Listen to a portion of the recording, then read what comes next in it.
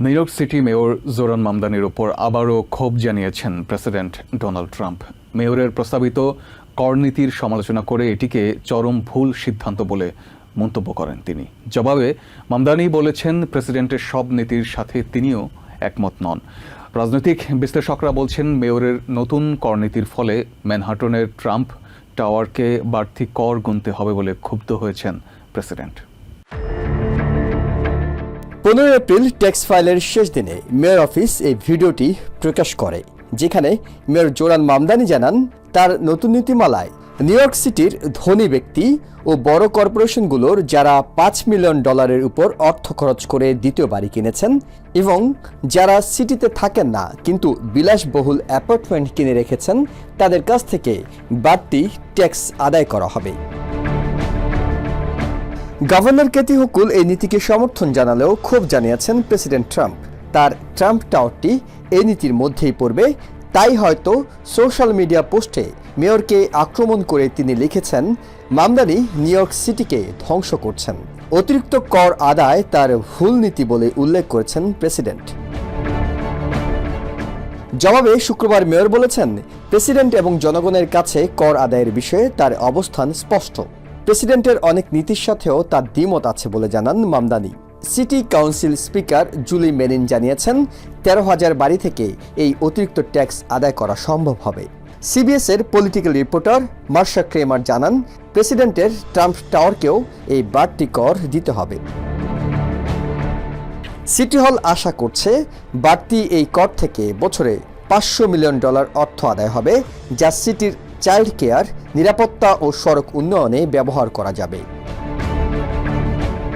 International monetary fund IMF জানিয়েছে, প্রয়োজনীয় প্রস্তুতি ও সংস্কার সম্পন্ন করতে পারলে ভেনেজুয়েলা ভবিষ্যতে ঋণ সহায়তা পেতে পারে।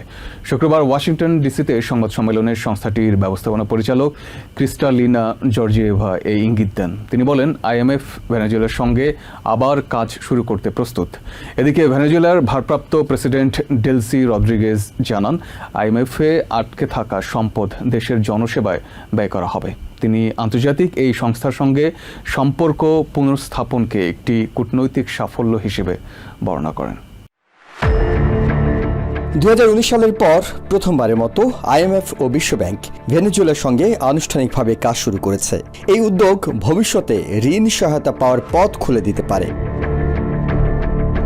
IMF বলছে, ঋণ কর্মসূচি শুরু করার আগে সবচেয়ে গুরুত্বপূর্ণ বিষয় হল নির্ভরযোগ্য অর্থনৈতিক তথ্য সংগ্রহ, কারণ সঠিক তথ্য ছাড়া দেশে ঋণ টেকসই কিনা তা নির্ধারণ করা সম্ভব নয়। শুক্রবার ওয়াশিংটনে এক সংবাদ সম্মেলনে আনুষ্ঠানিক ঘোষণা দেন IMF প্রধান।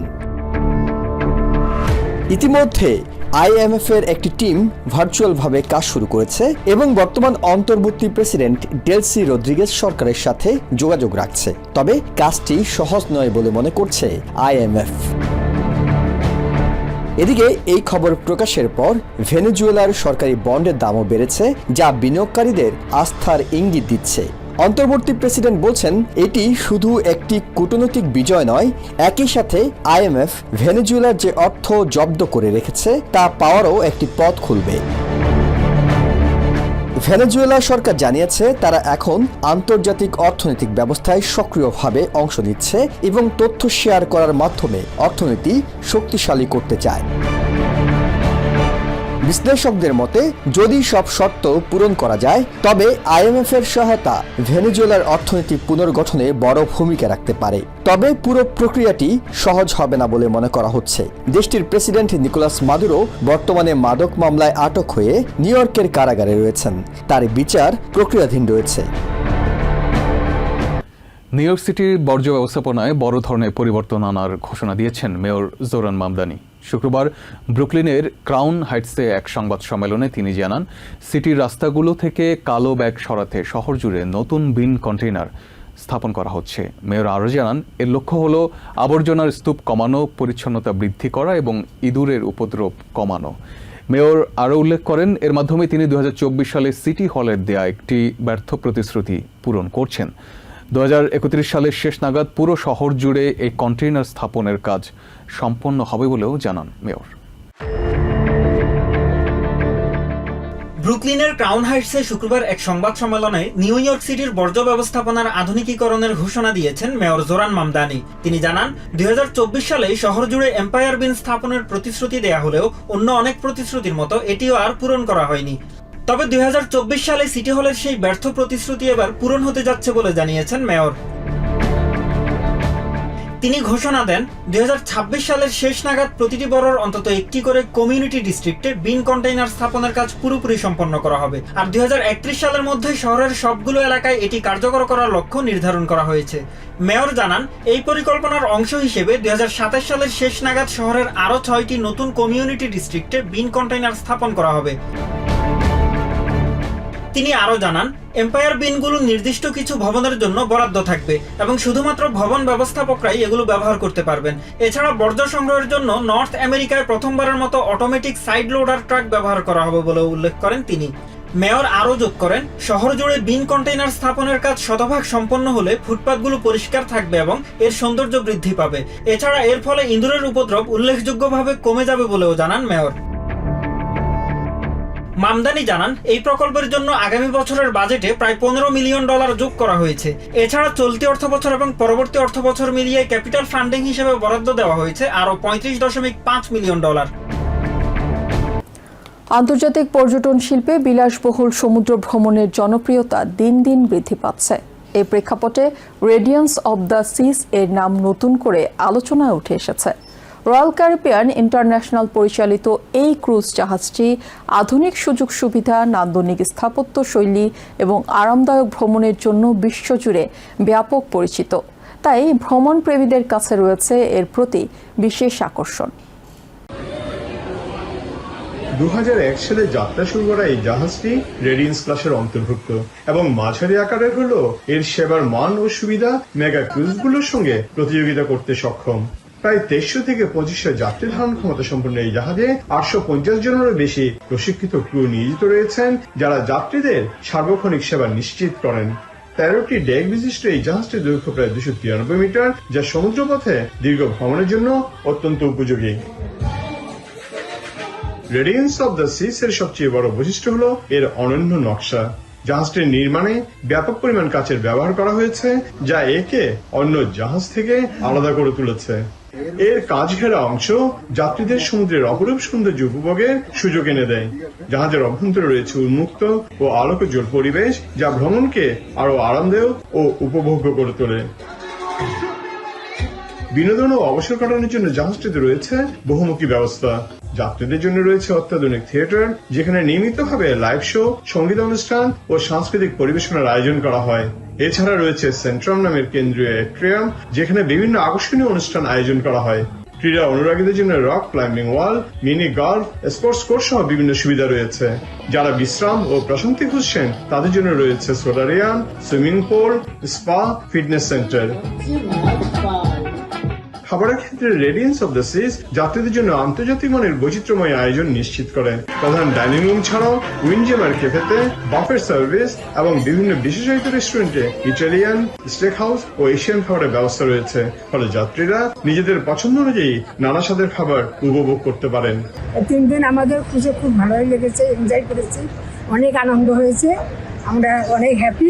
জাহাজটির কেবিনগুলো আধুনিক ও আরামদায়ক ভাবে সাজানো। ইন্টেরিয়র, ওশন ভিউ, ব্যালকনি এবং বিলাসবহুল স্যুট সব ধরনের কক্ষই যাত্রীদের চাহিদা অনুযায়ী প্রস্তুত করা হয়েছে।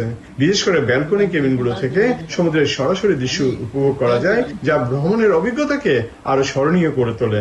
I was on a cruise. I went to the swimming pool. I gone to the lunchroom. I ate ice cream. There were seagulls on the pool. I went up. We took pictures. প্রতি বছর বিভিন্ন দেশের পর্যটকদের সঙ্গে প্রবাসী বাংলাদেশিরাও এই ক্রুজে চড়ে বিভিন্ন জায়গায় বেড়াতে যান। তাদের মতে বড় আকারের কোলাহলপূর্ণ জাহাজের তুলনায় মাঝারি আকারের এই ধরনের ক্রুজে তাঁরা বেশি স্বাচ্ছন্দ্য ও ব্যক্তিগত অভিজ্ঞতা লাভ করেন। বিশেষ করে যারা শান্ত পরিবেশে পরিবার বা প্রিয়জনদের সঙ্গে সময় কাটাতে চান, তাদের জন্য রেডিয়েন্স অব দ্য সিজ একটি উৎকৃষ্ট পছন্দ। I'm enjoying the cruise. It's a different experience and there's a lot of events for it.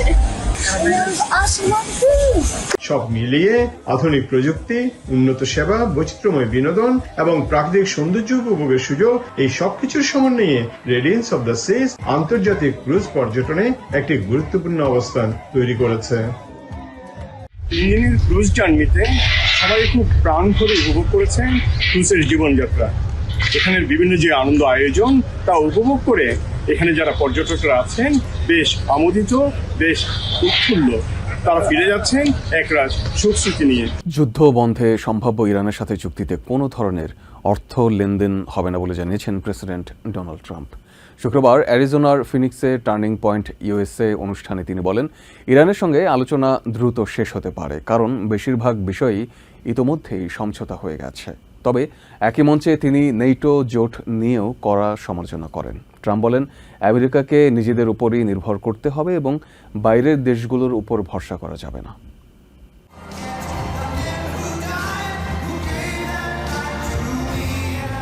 President Donald Trump সতর্ক করেন, সবকিছু ঠিকঠাক হলেও শেষ পর্যন্ত কি হবে তা নিশ্চিত করে বলা যায় না। তিনি জোর দিয়ে বলেন, কোনোভাবেই কোনো আকারে অর্থ লেনদেন হবে না। তার এই বক্তব্য থেকে স্পষ্ট হয়, সম্ভাব্য চুক্তিটি আর্থিক সুবিধার ভিত্তিতে নয়, বরং কৌশলগত ও নিরাপত্তা ইস্যুকে কেন্দ্র করে আগাচ্ছে। No money will exchange hands in any way, shape or form. তিনি আরও জানান, ইরান ইতিমধ্যে গুরুত্বপূর্ণ সমুদ্রপথ হরমুজ প্রণালী বাণিজ্যিক জাহাজ চলাচলের জন্য খুলে দিয়েছে। তবে একই সঙ্গে আমেরিকার নৌ অবরোধ এখনো বহাল থাকবে এবং চুক্তি সম্পূর্ণ না হওয়া পর্যন্ত সেটি তুলে নেওয়া হবে না। But the naval blockade will remain in full force and effect as it pertains to Iran until such time as our transaction with Iran is 100% complete and fully signed. ট্রাম্পের দাবি অনুযায়ী ইরানের পারমাণবিক কর্মসূচি নিয়েও গুরুত্বপূর্ণ অগ্রগতি হয়েছে। তিনি বলেন, আমেরিকা নিউক্লিয়ার ডাস সংগ্রহ করবে এবং এটি দুই দেশ একসঙ্গে সমন্বয় করে সম্পূর্ণ করবে। এছাড়া তিনি পুনরায় জোর দিয়ে বলেন, ইরান কখনোই পারমাণবিক অস্ত্র অর্জন করতে পারবে না। এটি নিশ্চিত করা এই আলোচনার অন্যতম প্রধান লক্ষ্য। The USA will get all nuclear dust. You know what the nuclear dust is? That was that white powdery substance created by our B-2 bombers, those great B-2 bombers, late one evening. এদিকে Trump মধ্যপ্রাচ্যের আরেকটা গুরুত্বপূর্ণ উন্নয়ন নিয়েও কথা বলেন। Yesterday, on top of it all, we achieved what everyone said was impossible, an unprecedented ceasefire between Israel and Lebanon, and that hasn't taken place in 78 years. তিনি দাবি করেন, ইসরায়েল ও লেবাননের মধ্যে একটি নজিরবিহীন যুদ্ধবিরতি প্রতিষ্ঠা করা সম্ভব হয়েছে, যা দীর্ঘ সময়ের সংঘাতের পর একটি বড় সাফল্য হিসেবে দেখা হচ্ছে। If it teaches us any one thing, we have to rely on ourselves. Trump একই অনুষ্ঠানে নেটো নিয়েও সমালোচনা করেন। তিনি বলেন, আমেরিকাকে নিজেদের উপর নির্ভর করতে হবে এবং বাইরের দেশগুলোর উপর অতিরিক্ত নির্ভরশীল হওয়া ঠিক নয়। Many very interesting documents, I must say, and the first releases will begin very, very soon. অন্যদিকে ট্রাম্প প্রশাসন আরেকটি আলোচিত বিষয়েও নতুন তথ্য দিয়েছে। তিনি জানান, ইউএফও বা অজানা উড়ন্ত বস্তু সংক্রান্ত সরকারি নথি পর্যালোচনায় অনেক আকর্ষণীয় তথ্য পাওয়া গেছে এবং খুব শিগগিরই এসব নথির একটি অংশ প্রকাশ করা হবে। নিউ ইয়র্ক থেকে সম্প্রচারিত TVN 24 টেলিভিশন বিশ্বজুড়ে বাঙালির কণ্ঠস্বর।